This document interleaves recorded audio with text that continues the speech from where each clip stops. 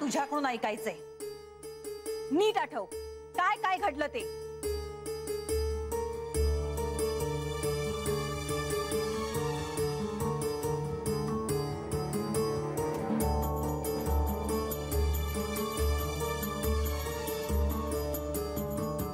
त्यांनी एक दिवस माझ्या एकटीवर न्यायदानाचे कार्य सोपवले,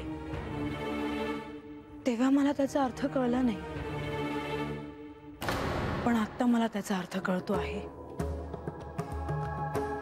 नेमके काय घडले म्हाळसा? महत्वाच्या कामानिमित्त जायचे आहे असं सांगून राजसभेतील न्यायदानाचे कार्य यांनी मला करण्यास सांगितले। म्हाळसा, उद्या मला एका महत्वाच्या कामासाठी बाहेर जावं लागणार आहे। राज्याच्या सुरक्षेच्या दृष्टीने प्रत्यक्ष जाऊन येणे अत्यंत आवश्यक आहे।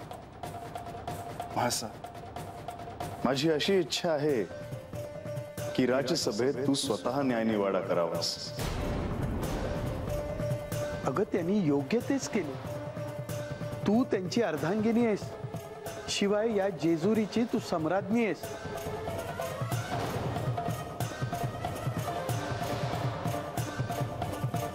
हो,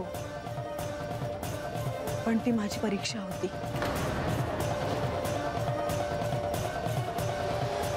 कोड्यात बोलू नकोस, ते आहे ते स्पष्ट सांग। न्यायदानाचे काम आणि राज्यकारभार हे मला स्वतंत्रपणे करता येईल की नाही याची ती परीक्षा होती। याचा अर्थ साधा होत नाही। हो आई, त्यांचे जाणे पूर्वनियोजित होते।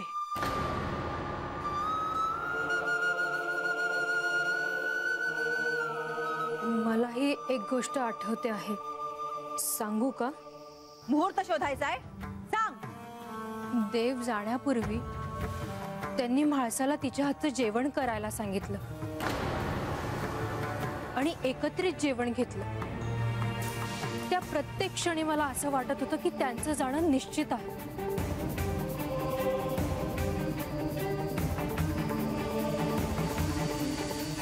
मुखचंद्र पाहता तुझे अडते माझे पाऊल, म्हाळसाचे घेताना